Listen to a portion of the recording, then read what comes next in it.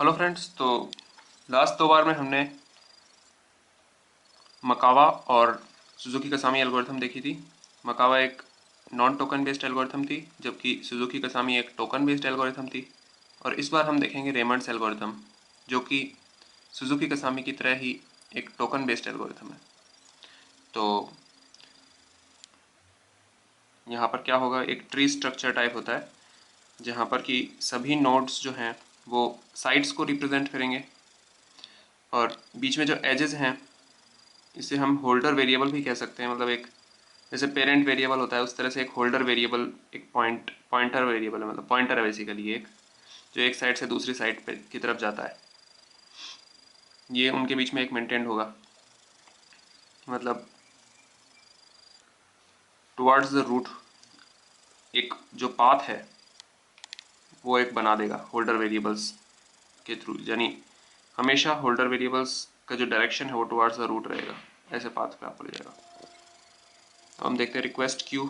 हर एक नोड अपने साथ में एक रिक्वेस्ट क्यू मेंटेन कर रहा होगा, जो कि एक फीफो क्यू होगी, फर्स्ट इन फर्स्ट आउट, जो कि अपने सभी नेबरिंग साइट्स की रिक्वेस्ट को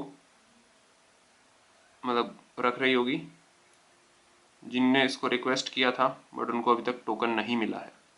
जैसे कि ये भी हो सकता है, इन्होंने इनको टोकन के लिए रिक्वेस्ट किया पर इसने अभी तक इन दोनों को टोकन नहीं दिया है, तो ये दोनों इसकी रिक्वेस्ट क्यू के अंदर एडेड होंगे। हम देखते हैं एल्गोरिथम क्या होती है ये। पहला देखते हैं रिक्वेस्टिंग द क्रिटिकल सेक्शन। तो अगर कोई साइट क्रिटिकल सेक्शन एग्जीक्यूट करना चाहती है तो दो कंडीशंस, अगर उसके पास एक तो टोकन नहीं होना चाहिए उस टाइम पे, टोकन है तो रिक्वेस्ट करने की कोई ज़रूरत ही नहीं है, टोकन मेरे पास ही पड़ा है तो मुझे रिक्वेस्ट करने की क्या ज़रूरत है। दूसरी बात, मेरी रिक्वेस्ट क्यू खाली है। ये इसका समझते हैं। यदि खाली नहीं है तो यानी रिक्वेस्ट क्यू खाली नहीं है, सपोज इसने मुझे रिक्वेस्ट किया था, रिक्वेस्ट क्यू खाली नहीं है यानी मेरे किसी चिल्ड्रन ने मुझे रिक्वेस्ट किया है, मेरे किसी डिसेंडेंट ने, तो उसकी रिक्वेस्ट मैंने अपने पेरेंट तक पहले ही भिजवा दी है, तो टोकन मेरे पास में मेरा पेरेंट वैसे भी भेजने वाला है इसकी रिक्वेस्ट फुलफिल करने के लिए, तो मेरा भी काम हो जाएगा। तब जब मेरे पास टोकन आना ही है तो फिर मेरा काम इवेंचुअली हो ही जाएगा, तो इसलिए मुझे वापस से वो रिक्वेस्ट करने की ज़रूरत नहीं है यहाँ पर। तो ये दोनों कंडीशन ट्रू होनी चाहिए, रिक्वेस्ट क्यू खाली भी होनी चाहिए, तो ही मैं अपने पेरेंट को एक रिक्वेस्ट मैसेज भेजूंगा। और अपनी रिक्वेस्ट को यदि मैं रिक्वेस्ट भेजूंगा तो अपनी रिक्वेस्ट क्यू में मैं अपनी रिक्वेस्ट को भी ऐड कर लूंगा कि भाई मैंने भी रिक्वेस्ट किया है। तो सेकंड, अगर पाथ पे किसी को भी रिक्वेस्ट मैसेज, ये तो भेजने का हो गया, अब रिक्वेस्ट मैसेज किसी को मिलेगा तो वो क्या एक्शन लेगा। तो अगर ये किसी को मिलता है उस पाथ पे तो वो रिक्वेस्ट अपने रिक्वेस्ट क्यू में जोड़ लेगा सबसे पहले, तो कि भाई इसने मुझे रिक्वेस्ट किया है, तो रिक्वेस्ट क्यू के अंदर ऐड करेगा।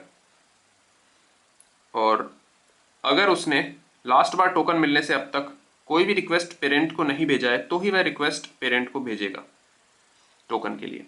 लास्ट बार टोकन मिलने से अब तक कोई भी रिक्वेस्ट नहीं किया है तभी भेजेगा, क्योंकि अगर उसने लास्ट बार टोकन मिलने से अब तक एक बार रिक्वेस्ट कर लिया है तो उसको टोकन इवेंचुअली मिलने ही वाला है, तो उसको वापस से रिक्वेस्ट करने की क्या जरूरत है। टोकन के लिए एक ही बार रिक्वेस्ट की जाती है अपने पेरेंट से। तो अगर रूट को एक रिक्वेस्ट मैसेज मिलेगा, हाँ अब ये तो नॉर्मल नोड से अब रूट को मिल जाएगा, तो रूट के पास तो टोकन रहता है। यहाँ पर ये खास बात है कि रूट के पास टोकन रहेगा, तो वह उस साइट को टोकन भेज देगा जिससे कि उसको रिक्वेस्ट मैसेज मिला है। तो जिसने उससे रिक्वेस्ट मैसेज मिला है, जिस साइट से आया है वो रिक्वेस्ट मैसेज, उसको वो टोकन भेज देगा और उसे अपना पेरेंट बना लेगा, दैट इज एज को रिवर्स कर देगा।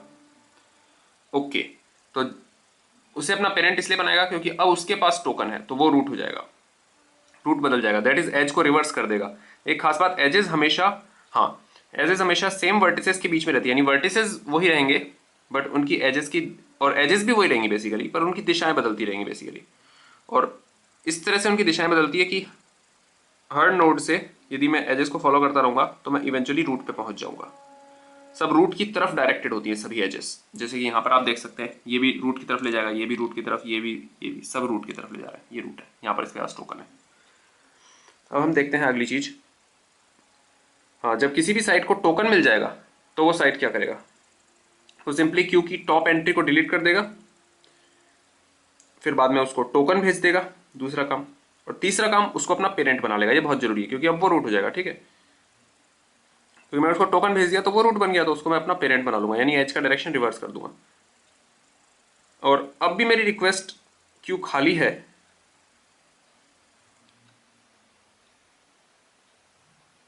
खाली नहीं है, सॉरी,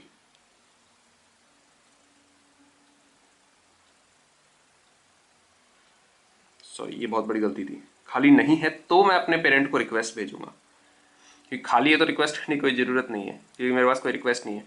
तो यदि मेरे पास में कोई मेरी रिक्वेस्ट क्यू में कोई रिक्वेस्ट पड़ी है तो मैं अपने करंट पेरेंट को, जिसको मैंने अभी भी पेरेंट बनाया है, उसको मैं एक रिक्वेस्ट भेज दूंगा अपनी तरफ से टोकन के लिए कि भाई अभी तो आप काम कर लो, बाद में आपका काम हो तो मुझे टोकन देना है आपको इवेंचुअली। तो बस अब किसी को मैं टोकन दूंगा तो उसे अपना पेरेंट बना लूँगा। यदि मुझसे और लोगों की अपेक्षा है, यानी मेरे पास में टोकन क्यू में कुछ पड़ा है, तो मैं उसे एक मतलब अपने पेरेंट को रिक्वेस्ट भेजूंगा, वही बात जो मैंने आपको बताई, ठीक है। आगे देखते हैं। अब देखते हैं एग्जीक्यूटिंग द क्रिटिकल सेक्शन। जब भी किसी साइट को टोकन मिल जाएगा तो वो सिंपली, और हाँ, यदि वो खुद की रिक्वेस्ट क्यू में टॉप पे है तो ही वो एग्जीक्यूट कर पाएगा, यानी उससे पहले टाइम स्टैम्प पे यदि और भी कोई रिक्वेस्ट आई थी, उससे पहले यदि कोई रिक्वेस्ट आ चुकी है तो वो उनको पहले सर्व करना देगा, ठीक है, क्योंकि उन्होंने पहले रिक्वेस्ट की थी उनके डिस्केंडेंट्स ने, तो उनको भेज देगा टोकन। यदि ऐसा नहीं है तो यदि वो टॉप पे है, इसका मतलब वो टॉप पे होगा, तो वो एग्जीक्यूट कर लेगा क्रिटिकल सेक्शन। तो दो कंडीशंस है, मेरे पास टोकन होना चाहिए, मैं अपनी रिक्वेस्ट क्यू में टॉप पे होना चाहिए, दोनों कंडीशंस दोनों ट्रू है, एग्जीक्यूट कर लूँगा क्रिटिकल सेक्शन, वरना नहीं कर सकता। Last, releasing the critical section. अगर रिक्वेस्ट क्यू खाली नहीं है तो मैं क्या करूँगा, रिक्वेस्ट क्यू में से टॉप एंट्री को डिलीट कर दूंगा, दूसरा काम उसको टोकन दे दूंगा, और तीसरा काम उसको अपना पेरेंट बना लूँगा। क्योंकि जिसको टोकन देने का, वही बात जो आपको पहले बताई थी, उसको पेरेंट बनाना क्योंकि जरूरी है, इसलिए क्योंकि अब उसके पास टोकन है, वो रूट हो जाएगा।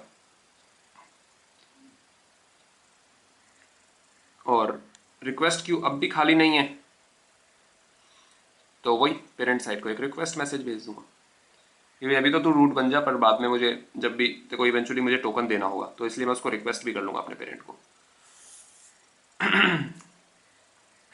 अब हम देखते हैं, हाँ, कोई एग्जांपल देख लेते हैं।